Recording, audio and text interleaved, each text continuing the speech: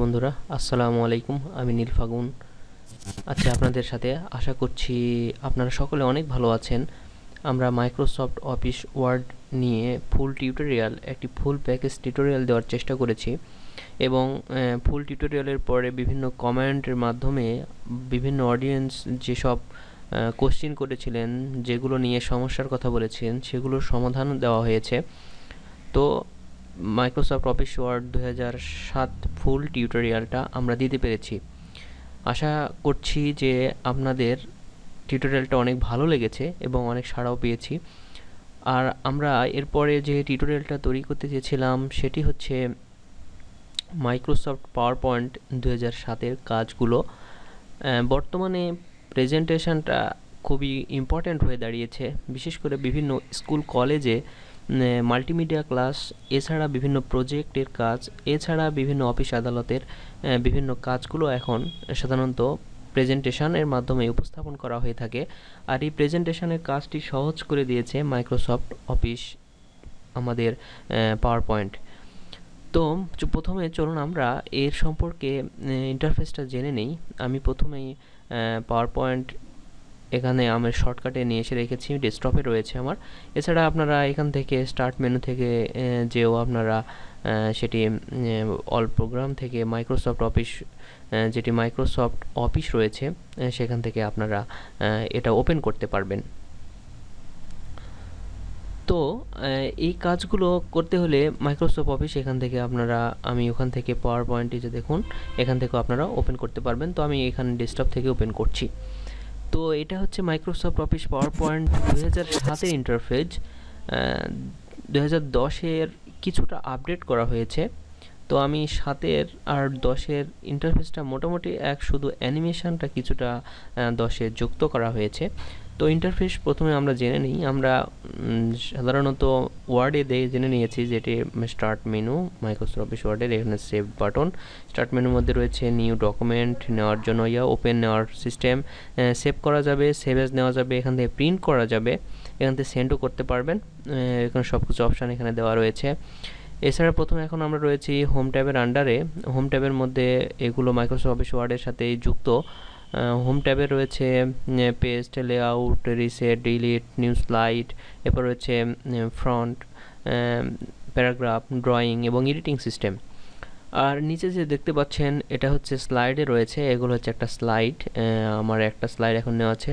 আমি যদি আরেকটা স্লাইড এখান থেকে নিতে চাই, তাহলে যদি আমি এটা কপি করে কোনো কিছু রাখি, তাহলে পেস্ট করে দিলে স্লাইডটা পেস্ট হয়ে যাবে।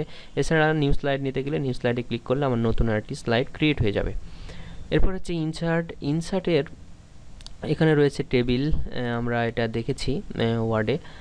মোটামুটি একই interface, picture, clip art, photo album, shapes, এগুলো ইনস্ট্রাকশনের মধ্যে আমরা ওইখানে কাজগুলো দেখে রয়েছি। এখানে লিঙ্ক অপশন রয়েছে, আমরা এখানে ক্লিক করার সঙ্গে লিঙ্ক অপশনে ওপেন হলো। এরপর হচ্ছে এখানে হেডার অ্যান্ড ফুটার ওয়ার্ড টেক্সটে রয়েছে। এই হোম আর ইনসার্ট মোটামুটি ওয়ার্ডের সাথে ফুল এক।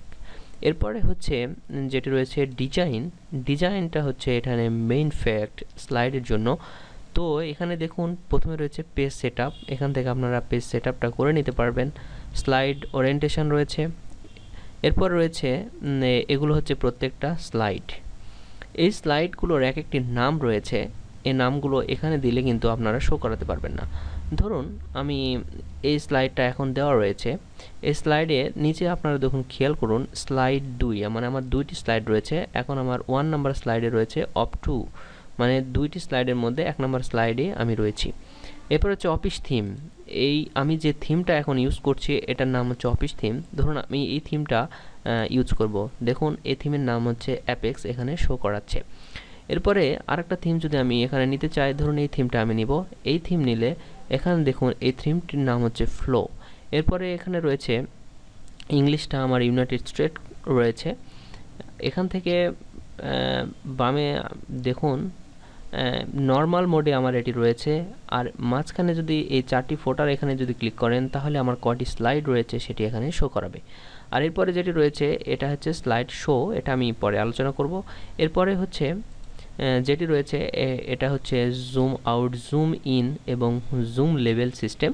এখান থেকে আপনারা জুম ইন জুম আউট করতে পারবেন এবং এখান থেকে ডিফল্টে নিয়ে যেতে এখানে যে উইন্ডো রয়েছে, এখানে যে 4টি যে দাগ রয়েছে এখানে আপনারা ক্লিক করলে এটা ডিফল্টে চলে আসবে। তো ডিজাইনের আন্ডারে এইগুলো রয়েছে। এছাড়া রয়েছে এই পাশে কালার, ফন্ট, ইফেক্টস, আর এখানে ব্যাকগ্রাউন্ড স্টাইল রয়েছে। এটা ডিফল্ট থেকে আমি এটা যদি অন্য রকমই করতে চাই সেটা এখান থেকে করতে পারবো।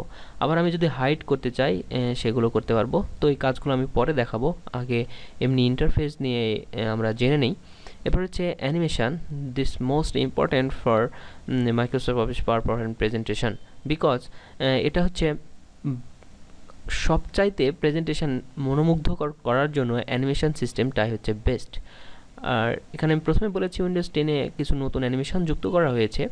তো এখানে যে অ্যানিমেশনগুলো রয়েছে অনেক সুন্দর সুন্দর অ্যানিমেশন। দেখুন এখানে প্রত্যেকটা অ্যানিমেশন রয়েছে, অনেক ধরনের অ্যানিমেশন রয়েছে। এই অ্যানিমেশনের কাজগুলো আমরা অনেক সুন্দর করে জানার চেষ্টা করব। এরপরে এই অ্যানিমেশনের speed up, speed in, sound দিবেন কিনা সেটাও এই পাশে করা যায়। অ্যাডভান্স লেভেলের মধ্যে রয়েছে অটোমেটিকলি এটা কি কয় সেকেন্ড পর যাবে না যাবে, এছাড়া মাউস ক্লিকে এটা আপনি প্রেজেন্টেশনটা করবেন কিনা সেসব। এই মোটামুটি অ্যানিমেশনে রয়েছে এগুলো কাজ। এরপরে হচ্ছে স্লাইড শো। এখান থেকে আমরা বলেছি যে পরে আলোচনা করতে, এখান থেকেও স্লাইড শো করতে পারবো, এখান থেকেও করতে পারবো। ফ্রম বিগিনিংয়ে যদি ক্লিক করি তাহলে এই প্রথম থেকে শুরু হবে। এরপর হচ্ছে ফ্রম কারেন্ট স্লাইড, মানে যে স্লাইডে রয়েছে সেই স্লাইড থেকে শুরু হবে। কাস্টম, আপনারা কাস্টম করতে পারবেন। এছাড়া সেট আপ রয়েছে এবং মনিটরস রয়েছে। এরপরে রিভিউতে তেমন একটা কাজ লক্ষ্য করা যায় না। এরপরে হচ্ছে ভিউ অপশানটার কিছু কাজ রয়েছে। এখান থেকে আপনারা ভিউয়ের মধ্যে রয়েছে প্রেজেন্টেশন ভিউ, সেখান থেকে বিভিন্ন প্রেজেন্টেশনের সিস্টেমগুলো এখান থেকে করতে পারে। জুম ইন জুম আউট আমি এখান থেকে দেখিয়ে দিলাম। এখানে রয়েছে কালার বা গ্রেস্কেল এগুলো। এরপর হচ্ছে উইন্ডো, ম্যাক্রোস, এগুলোর কাজ খুব একটা চোখে পড়ে না। তবে সবচেয়ে বেশি আমরা যে কাজগুলো করব সেটি হচ্ছে অ্যানিমেশন, ডিজাইন, এই দুটোর কাজটাই সবচাইতে বেশি থাকবে। তো এই ছিল মোটামুটি ইন্টারফেস। আর সেভ সিস্টেম তো এখান থেকে আপনারা সেভ আর সেভ অ্যাজ এগুলো আমি ওয়ার্ডে যেহেতু দেখিয়েছি সুতরাং আমি দেখানোর প্রয়োজন বোধ করছি না। তো এই হলো ইন্টারফেস মাইক্রোসফট অফিস পাওয়ারপয়েন্ট 2007-এর। আমরা এই ইন্টারফেস নিয়ে আজকে কথা বললাম। সামনে আমরা এক এক করে আমরা পার্ট বাই পার্ট আমরা প্রেজেন্টেশন কিভাবে তৈরি করা যায়, একটি দৃষ্টিনন্দন প্রেজেন্টেশন তৈরি করতে পাওয়ার পয়েন্ট দ্বারা কিভাবে করা যায় সেটা আমরা দেখাবো।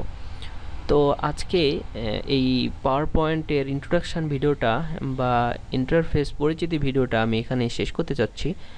যদি ভিডিওটা ভালো লেগে থাকে অবশ্যই একটা লাইক দিবেন। আর আপনি যদি পাওয়ার পয়েন্ট শিখতে চান অবশ্যই আমার চ্যানেলে সাবস্ক্রাইব করে রাখুন, এখান থেকে বিভিন্ন ভিডিও পাবেন।